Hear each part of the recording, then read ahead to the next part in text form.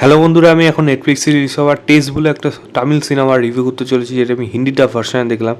এবং এখানে লিড রোলে আছে হলো আর মাধবন, নয়নতারা এবং সঙ্গে সিদ্ধার্থ এবং আরও অন্যান্য আর্টিস্টরা। ছোট্ট করে যদি গল্পটা বলি, চেন্নাইয়ে ইন্ডিয়া পাকিস্তানে একটা বড় টেস্ট ম্যাচ অ্যানাউন্স করা হচ্ছে এবং 2-2 হলো, মানে এখন অবধি রেকর্ড আছে।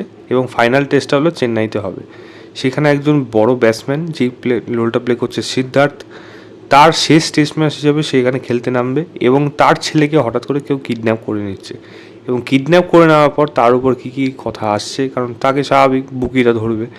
এবার সেই তার উপর কী কী নির্দেশ আসছে সেগুলো সিদ্ধার্থ করছে নাকি, নিজের ছেলেকে বাঁচানোর জন্য কি দেশকে ছেড়ে দেবে, মানে স্যাক্রিফাইস করবে, নাকি সে তার নিজের খেলাটা খেলে যাবে।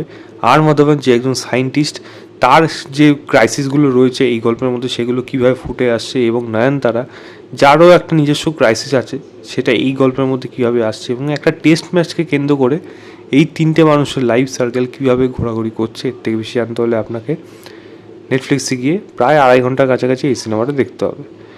দেখুন, আইডিয়া ওয়াইজ যদি বলি, এই সিনেমাটা একটা আইডিয়া ওয়াইজে কিন্তু একটা ইন্টারেস্টিং এলিমেন্ট, মানে এরকম ধরনের গল্প খুব যে বেশি শোনা গেছে তা না।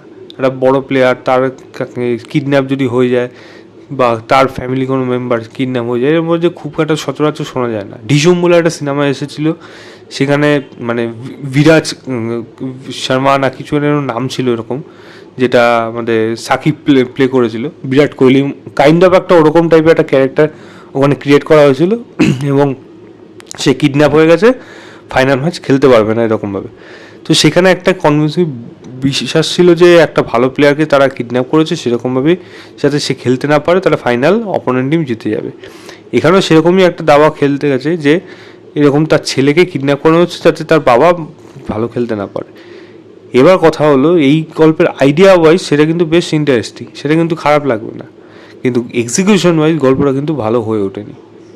পারফরমেন্সে যদি কথা বলি, সিনেমাতে আর মাধবন ছুটিয়ে পারফর্ম করেছে এবং পুরো সিনেমাটা তার কাজের উপর, পারফরমেন্সের উপর টেনে নিয়ে গেছে, বিশেষ করে সেকেন্ড হাফে। তার মধ্যে যে ট্রান্সফরমেশনটা আসছে, সেটা কিন্তু সত্যি সে দারুণ পারফর্ম করে দেখিয়ে দিয়েছে।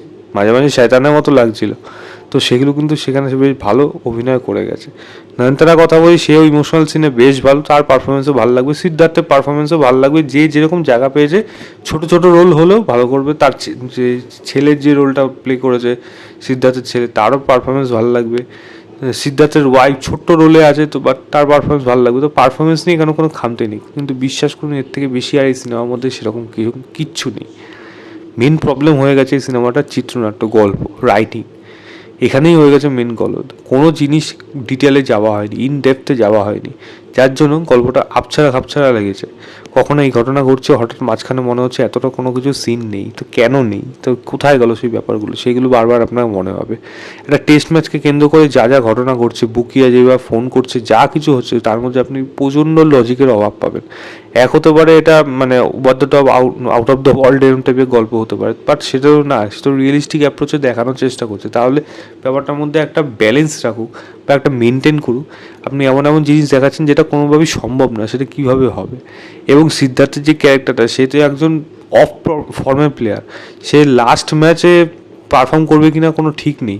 সেখানে তার ছেলেকে কেন কিডন্যাপ করা হচ্ছে? সে হতে পারে সে বেস্ট প্লেয়ার, হতেই পারে, বাট সেটা খুব একটা বেশি বিশ্বাসযোগ্য না হতে। তার আগে কিছু ম্যাচে হয়তো সে ভালো রেজাল্ট করেছিল বেস্ট প্লেয়ার হওয়া সত্ত্বেও, তখন তো আর ফাইনাল ম্যাচে তার ছেলেকে কিডন্যাপ করা হচ্ছে, সেরকম ব্যাপার না। তো দেখতে জিনিসটা একটু অড লাগে। যেহেতু স্ক্রিন প্লেটার মধ্যে কোনো সেরকম দম নেই, তার জন্য মাঝে মাঝে স্ক্রিন প্লেটা অনেক জায়গায় ড্র্যাগ হয়েছে এবং সেগুলো দেখতে প্রচণ্ড বোরও লেগেছে। এডিটিংও যে খুব একটা শার্প হয়েছে তা কিন্তু আমি বলবো না। গানের কথা আমি সেরকম কিছু বলবো না, দেখুন হিন্দি ডাবে দেখেছি, সেটা ভালো মন্দ বলার মতো কিছু নেই। তবে হ্যাঁ, এরকম টেনশন রিলেটেড সিনেমায় থ্রিলার যখন হয়ে যায়, তখন কিন্তু একটা ব্যাকগ্রাউন্ড মিউজিক ভালো হওয়ার প্রয়োজন। এই সিনেমাটার মধ্যে না ড্রামা ভালো রকম হতে পেরেছে, এদের মধ্যে সম্পর্কে যে প্রবলেম, নিজস্ব ক্রাইসিস, এই টেনশন, কোনো কিছুই কোনোভাবে কিন্তু উঠে আসে না। প্লাস সেখানে ব্যাকগ্রাউন্ড মিউজিকও সেরকমভাবে ওয়ার্ক করে না। এবং ক্লাইম্যাক্সও এই সিনেমাটা যেই জায়গায় নিয়ে গেছে, সেটাও যে খুব একটা এক্সপেক্টেড, মানে ধরেই নিয়েছিলাম যে এরকমই হতে চলেছে এবং সেটাই হয়েছে।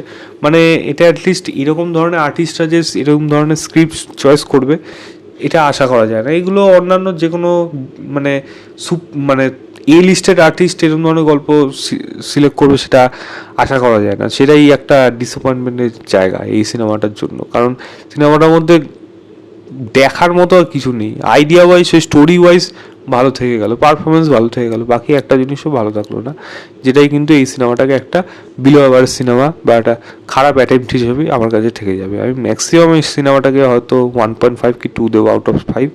বলবো যে দেখা যাচ্ছে নেটফ্লিক্সে গিয়ে দেখুন, দেখে জানাবেন আপনাদের কেমন লেগেছে। তো এই ছিল আমার ওভারঅল রিভিউ টেস্ট বলে সিনেমাটা। আরও অনেক জিনিস আছে খারাপ বলার, বাট সেটা আর বললাম না। এনিওয়েজ, ভিডিওটা ভালো লাগলে লাইক শেয়ার, চ্যানেলটাকে অবশ্যই সাবস্ক্রাইব করে দেবেন।